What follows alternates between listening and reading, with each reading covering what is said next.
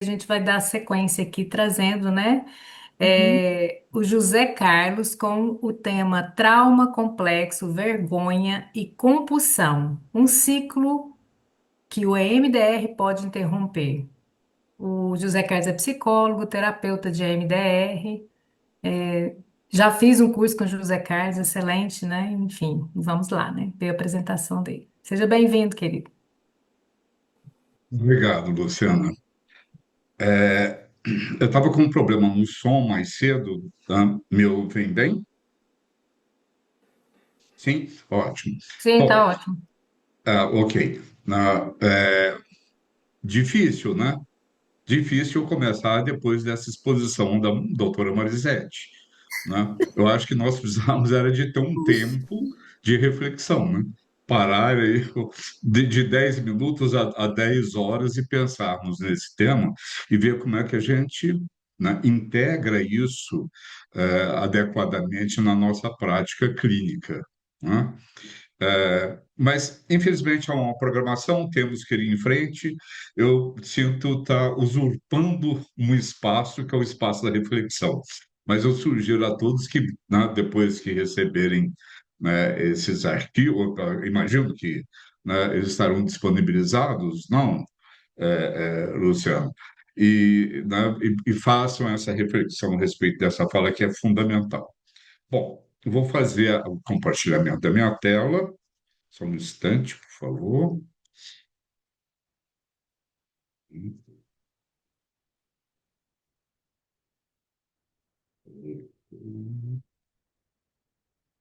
José Carlos, eu só vou te fazer uma pergunta. Você quer que eu te avise ou você vai controlar o tempo? Assim, quando tiver faltando 5 minutos para terminar? Eu até esqueci de perguntar no início. Não, pode avisar, por favor. Eu posso te avisar, tá bom. Pode.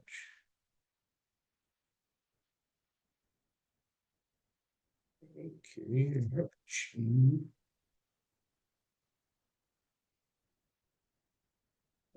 Tirando.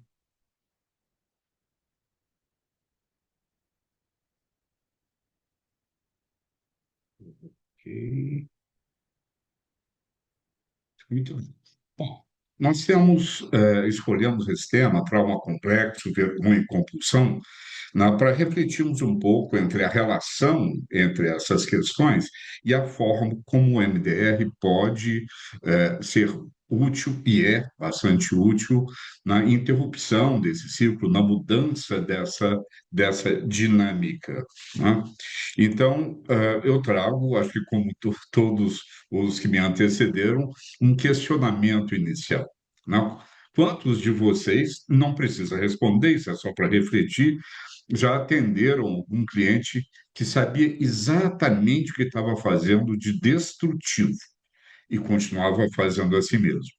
Nós vamos refletir um pouco sobre isso, né? Eu vou trazer um caso, muito rapidamente, um caso, né, em que essa situação ficou claramente configurada. Aí a gente precisa pensar a respeito desse cliente. Se ele sabe o que está fazendo de destrutivo e continua, falta força de vontade? Falta uma força de vontade enorme que ele precisa ter? Ou ele está preso a um ciclo que tem raízes muito mais profundas? Vamos ver isso. E para ver isso, a gente precisa de pensar em trauma, que o nosso tema é a respeito, né, de trauma complexo, tudo vai começar no trauma complexo. Vamos só relembrar aqui os conceitos, né, mais básicos. O trauma, a gente pode entendê-lo como um trauma simples e trauma complexo. O trauma simples, ele geralmente está associado a um evento único e ele é delimitado no tempo, no espaço, né? E esse trauma, quando ele não é integrado adaptativamente na rede de memórias, ele vai continuar influenciando emoções, crenças, sensações corporais e comportamentos. Já o trauma complexo, nós sabemos que está associado a experiências repetidas e prolongadas, né? E frequentemente que ocorrem em contextos relacionais de dependência. o trauma complexo, nós sabemos, ele afeta a regulação emocional, os relacionamentos e, o que é mais importante, a organização da experiência da identidade, né? Quando a gente fala em compulsão, né, antes de falar, né, de entrarmos mais na questão do trauma especificamente, quando a gente fala em compulsão, a gente não está falando simplesmente é, numa perda de controle sobre um comportamento qualquer. Se esse cliente chega dizendo que não consegue parar de comer, não consegue parar de jogar, não consegue parar de comprar, então qual é o problema que realmente ele está apresentando? Né? O problema é a compulsão, ou a compulsão é uma solução que ele encontra para sobreviver a essas questões mais profundas. E que questões são essas? São os traumas que a gente vivencia, que essa pessoa vivenciou, especialmente os traumas complexos. Né? Sobre a perspectiva do trauma, então, a compulsão ela deixa de ser entendida como um comportamento disfuncional, simplesmente, né? E passa a ser entendido como uma necessidade, como uma tentativa que a pessoa faz de autorregulação, né? Porque nós sabemos que estamos modulados, estamos organizados para uma busca que chega a ser quase desesperada em algumas situações, para uma busca de autorregulação. Não, o nosso cérebro primitivo, não, o nosso cérebro reptiliano, né, já trabalha nesse sentido. Né? Ele tem foco especificamente em sobrevivência e bem-estar. Né? E então, a busca do bem-estar é o que promove essa tentativa de autorregulação.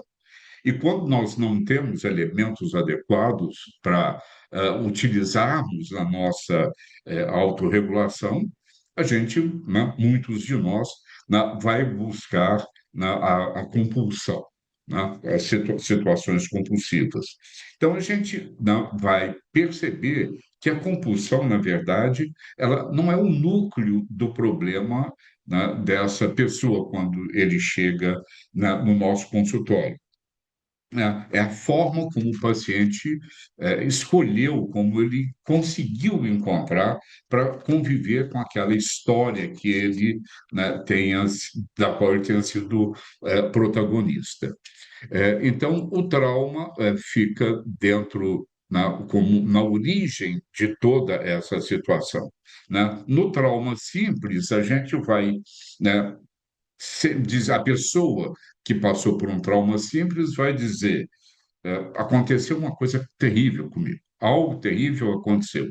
Então, essa experiência do trauma simples, ela é estressante, mas geralmente ela é isolada, é delimitada no tempo, como nós falamos ontem, mas e ela excede uma capacidade de enfrentamento imediato. E ela pode trazer, o trauma pode trazer, né, consequências emocionais, cognitivas, fisiológicas, nós sabemos disso. Um exemplo de um trauma simples um acidente, assalto, um desastre natural, algo do tipo. Agora, né, então, já o trauma complexo, como nós falamos anteriormente, a fala que vai definir o trauma complexo é diferente. Né? O nosso cliente vai dizer: ah, aconteceu algo terrível, mas essa coisa foi repetitiva, ela aconteceu durante muito tempo. E o pior é que ela aconteceu com pessoas das quais eu dependia. Né? São pessoas que estavam ali para me acolher, para me proteger, né? E elas fizeram exatamente o contrário disso, de alguma forma. Então, esse conjunto de traumas, né, de experiências vivenciadas, repetidas, prolongadas, né, interpessoais, porque geralmente é com pessoas que isso acontece, a pessoa cria uma condição da qual a pessoa tem uma dificuldade muito grande de sair. Até porque acontece num tempo em que ela não tem os recursos internos necessários para sair daquela dinâmica. Então, nós temos, né, sabemos dentro do MDR, né, que o sintoma, dentro da psicologia do trauma, né, nós sabemos que os sintomas clássicos do trauma, principalmente do trauma complexo, né, ele vai atuar de forma bastante negativa, bastante problemática, bastante desreguladora na vida emocional do sujeito, mas principalmente ele vai tocar, né, num ponto importante que é o sentido da identidade que essa pessoa está formulando, que essa pessoa está experienciando. Trauma complexo, exemplo, não. São abusos, né, abuso físico, né, um abuso sexual crônico, uma negligência grave, o que acontece muito, infelizmente, dentro das famílias, que vai afetar, né, a nossa relação de apego, violências domésticas e, não, eu não tinha, né, colocado aqui, doutora Marisete, eu não tinha pensado, me penitencio por isso, né? A vivência, né, de um trauma racial, né? Você me acendeu essa luz, né, para, né, ver essa complexidade né, do trauma Já complexo. valeu, tá vendo? Perdão.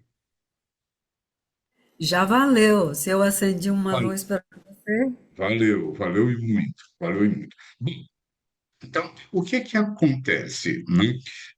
Nós temos o trauma, né? E nós estamos falando de trauma e de compulsão, mas o ciclo, qual é esse ciclo? Né? Então, o trauma leva à compulsão? Não, tem um processo intermediário. E nesse processo intermediário, nós temos a formação de crenças, né? E nós trabalhamos em MDR, né, com crenças negativas e como é que e sabendo que essas crenças negativas também afetam, né, a questão da identidade, né, da identidade pessoal, né? É, tem um ponto interessante, né? A doutora Francine Shapiro, né, faz uma distinção importante, não? O livro MDR, o nosso livro básico, traz, né, um conceito interessante. Ela fala que a cognição não é simplesmente um pensamento, né? Nosso processo cognitivo não é só pensar. Na verdade, a cognição representa uma crença sobre o que eu sou, uma crença que me identifica. Por isso, até que no MDR, quando a gente pergunta para o nosso cliente, né, qual é a sua crença negativa, né, naquela tentativa de isolar a crença negativa para o processamento, né, nós não estamos procurando uma opinião da pessoa. Né? Nós estamos procurando conhecer a forma como essa pessoa vivenciou a experiência e como é que ela lidou com isso, formando a identidade dela. Então, a crença negativa vai ter uma correlação muito estreita, muito pontual com a identidade. De acordo com o PAI, né, o modelo do processamento adaptativo da informação, né? Então, a crença negativa não é necessariamente, né, a causa do sofrimento. Muitas vezes, né, no nosso trabalho, a gente imagina isso, né? Mas a crença negativa não é a causa. A crença negativa é um sintoma da memória não processada, né? É um sintoma que está sendo colocado. Inclusive, muitos pesquisadores atuais têm confirmado esse entendimento, né, de que as crenças negativas autorreferentes, né, as crenças sobre si mesmas, elas não são estritamente a causa de uma disfunção atual, qualquer que seja essa causa, mas são manifestações de experiências precoces, né, muitas delas, né, calcadas no trauma complexo, né, e que essas experiências permanecem armazenadas em nós, né, de uma forma disfuncional. Então, é de pensarmos sempre, né, refletirmos sempre. Quando é, né? Em que momento que uma crença negativa deixa de ser apenas, né, um pensamento e passa a organizar a experiência da identidade, né? Isso é uma reflexão que o terapeuta precisa ter. Dificilmente ele vai obter essa resposta do cliente. A expertise do terapeuta precisa ser, né, ativada e provocada nesse sentido logo no começo logo no começo do atendimento, né? Principalmente ao aplicarmos o MDR na fase inicial ali da história clínica, e a gente avança até na fase 2 um pouco, fazendo esse questionamento. Muito bem. Crença negativa, são as crenças, são interpretações que a pessoa desenvolve sobre ela mesma, sobre os outros, o mundo e a partir das suas experiências. Adaptamos o texto aqui da doutora Francine Shapiro. E lembrando que, só reforçando para deixar o registro aqui na tela, quando experiências traumáticas permanecem não processadas, né, essas interpretações podem se tornar rígidas e passam a organizar a identidade, as emoções e o comportamento, né? Exemplos de crenças negativas: sou defeituoso, não tenho valor, sou indigno de amor. Essas crenças, eu coloquei aqui esses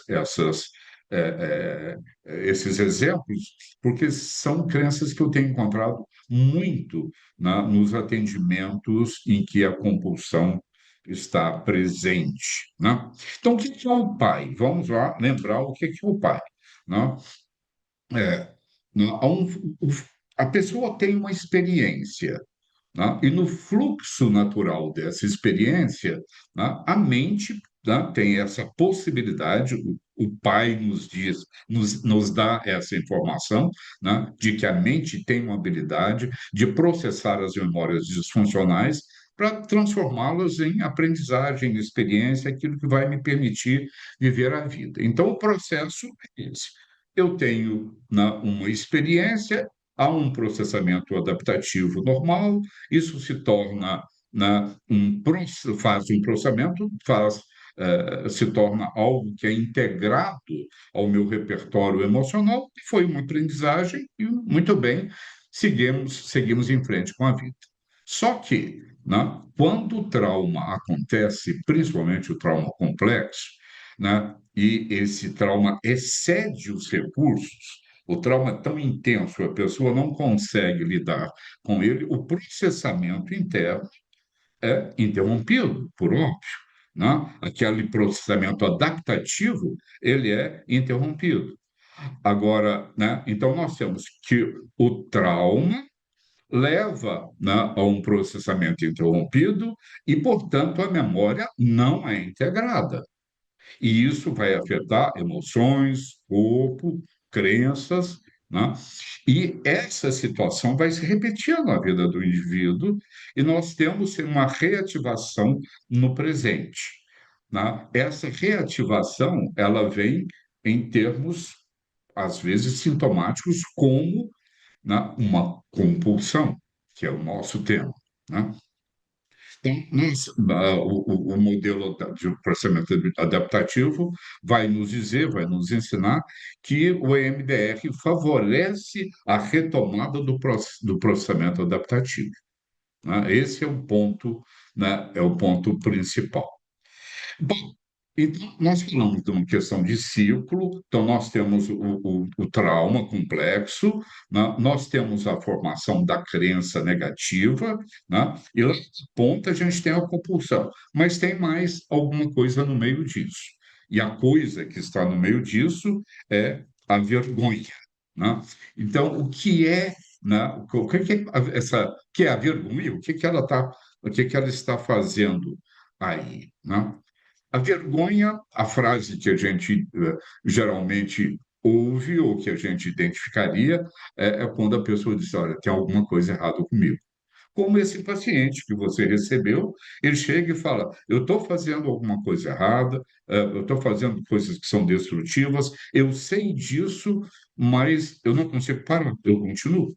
Ou seja, eu continuo com o meu processo, né, compulsivo. Aí ele diz: há algo errado comigo.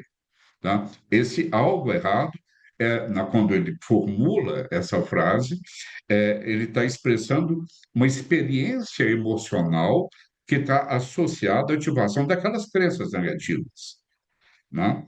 Aquelas crenças sobre sobre ele mesmo. Então, a vergonha aparece como uma consequência do trauma, mas geralmente ela não vai para o nosso consultório. Não, o cliente chega, ele não fala, estou com vergonha. Ele vai falar, né, ele vai falar de um sintoma. A vergonha vai aparecer, né, quando ele se refere a ele próprio como o defeituoso, como uma pessoa indigna, um impuro, inadequado, um inferior, né? Aquela pessoa que é impossível de ser amada, né? Não posso ser amado. Né? Então, a vergonha vai aparecer geralmente dessa forma. Perdão, aqui. Ok. Então, a vergonha é um processo que vai incidir sobre o próprio self, sobre essa própria estrutura do indivíduo. Se essa vergonha está associada, e ela geralmente está, né, a experiências traumáticas, ela vai organizar crenças negativas sobre a identidade, como já dissemos, sobre valor, sobre pertencimento, né? E a crença negativa, perdão, a vergonha, ela favorece a ocultação. A gente não explicita a vergonha. O nosso cliente não vai falar da vergonha, né? Ele fala de outras coisas, né? Vai fazer com que vai levar a pessoa a um isolamento e a uma contínua autodesqualificação. Aí eu trouxe aqui só para a gente, né, ter fazer uma relação entre vergonha e culpa, né, porque são coisas distintas. A culpa diz respeito a algo que eu fiz ou deixei de fazer, a vergonha diz respeito ao que eu sou, né? Então, se na vergonha eu digo há algo errado comigo, na culpa eu digo fiz algo errado. Puxa vida, fiz algo errado, né? Então, a culpa vai incidir sobre a atitude da pessoa e sobre o comportamento dela, né? Não vai incidir sobre, normalmente, não vai incidir sobre o próprio self da pessoa. Em- Embora a culpa possa ser intensa ou persistente, né, a pessoa pode preservar uma distinção, né, entre o ato, né, e a identidade da pessoa. Ou seja, né, ela avalia e sabe que o que ela é, quem ela é, o valor que ela tem, né? Então, a identidade dela fica preservada de alguma forma, né? E o ato é que é o inadequado, não a própria pessoa, diferente da vergonha. Zé Carlos, 5 minutos. 5 minutos, né? A culpa pode mobilizar uma responsabilização, então eu vou ter que correr. E o que é que acontece? Nós temos a compulsão vindo como tentativa de solução. Então, a gente tem ali o trauma complexo, né? A crença negativa, a vergonha, né? E a compulsão como uma tentativa de solução. Então, trauma complexo, crença negativa, vergonha, né? E comportamento compulsivo como solução. E o comportamento compulsivo traz um alívio temporário, mas isso leva a uma nova vergonha, porque eu fui de novo àquele comportamento.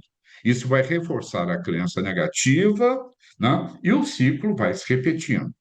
E aí, né, vamos ver o que a compulsão nos traz, né? Ela traz uma regulação emocional. Puxa vida, então ela é boa, né, mas ela traz uma regulação emocional, sim, mas temporariamente. Ela vai reduzir a ansiedade, o vazio, a dor emocional, né? Ela traz uma sensação de controle, né? Oferece uma resposta imediata quando a experiência interna parece incontrolável e promove também uma fuga, até uma dissociação, muitas vezes. Ela produz um alívio, um afastamento, né, momentâneo de um estado interno que é intolerável. E aí é que entra o EMDR. tá? Dentro desse ciclo, dentro desse contexto, entra o MDR. Na, o MDR vai ser utilizado, o terapeuta vai utilizar, o profissional vai utilizar, né, de acordo com o modelo, né, do pai. A gente vai aplicar dentro do trauma complexo, nessa condição. Em condições adaptativas, nós já vemos o que acontece, a experiência leva a uma aprendizagem, a uma adaptação, mas no trauma complexo, ou seja, o processamento é interrompido, a experiência leva a uma sintomatologia inadequada, tá? E aí, de acordo com a teoria do MDR, do pai, o modelo do pai, o MDR é uma forma, a terapia MDR, que favorece a retomada do processamento adaptativo e possibilita novas aprendizagens, novas respostas funcionais. Então, experiências que não são processadas adaptativamente podem fazer com que situações presentes sejam respondidas como se o perigo passado ainda estivesse ativo, ainda existisse para a pessoa, né? Dentro desse caso, nós, como são 5 minutos, eu vou deixar aqui de lado uma. Eu tinha só um instante, por favor, aqui. Vou escolher o slide, né? Uma coisa importante, né, que nós temos que fazer nessas situações para a aplicação do EMDR, né, é a preparação adequada. A preparação exige um tempo maior, né? E a preparação é fundamental, uma preparação mais longa é fundamental, né, nessas situações. Nós vamos buscar lidar com a janela de tolerância, reduzindo a hiperativação, fazendo uma estimulação necessária quando há hipoativação, e colocar a pessoa numa zona de processamento, né? Não basta acessar a memória. Nós temos que colocar a pessoa numa condição que permita a integração desse processo, né? A pessoa vai reprocessar e integrar aquela história de uma forma diferenciada. Então, ele precisa de estar nessa zona de processamento que, né, nós teremos que ter ali uma presença, um sentido de orientação e essa capacidade de processamento, né? E nisso a relação terapêutica, a estabilização e a psicoeducação são fundamentais e fazem parte, né, dessa, dessa situação, dessa preparação, né? Na avaliação na fase 3, a identificação de memória-alvo é algo importante, que isso aqui seria, né, não só meia hora, mas seria a hora inteira para falarmos a respeito, né?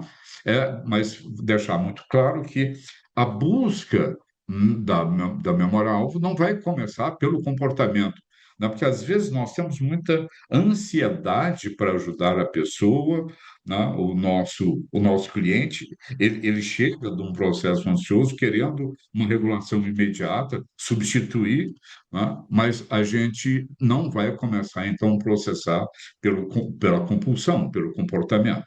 Nós vamos sempre começar pela rede de memória que esteja associado à crença nuclear, né, e à vergonha, né? Quando tenho uma crença, uma lembrança acessível, nós vamos pegar situações anteriores para processar.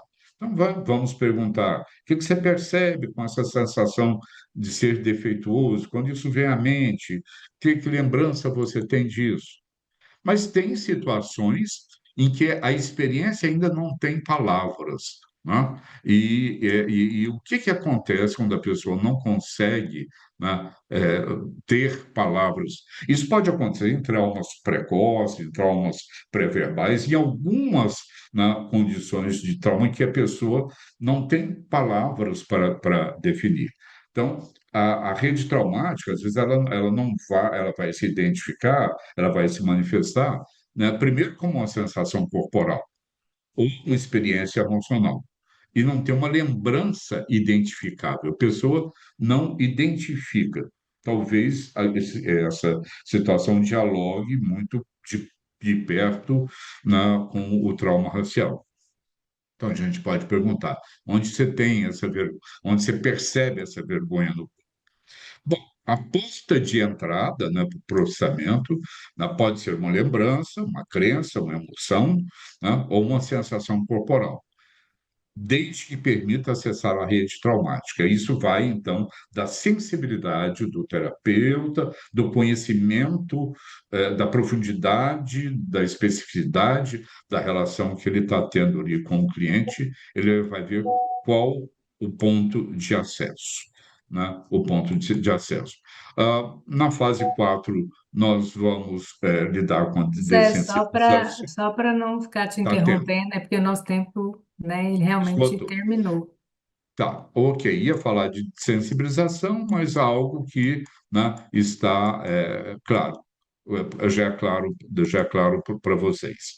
Mas o fato é que, né, à medida que a memória, né, perde força no presente, a compulsão vai deixar de ser uma necessidade, ela deixa de ser necessária como forma de regulação. Então, o que nós tentamos trazer aqui para reflexão é essa ideia, né, de nós substituirmos a forma de regulação, que é representada pela compulsão, né,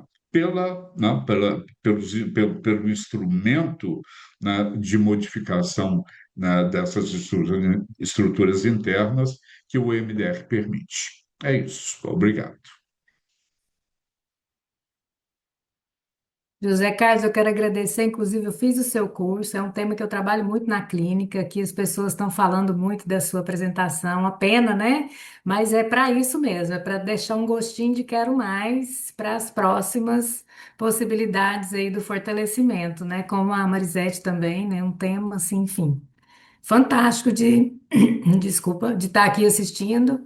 E aí, assim, as perguntas, como a gente passou um pouquinho o tempo, se tiver alguém com alguma pergunta, ou se quiser direcionar direto para o José Carlos depois, ele vai estar falando com vocês aí e respondendo com toda certeza. Mas agradecer muito pelo tema, né? Ok, ok.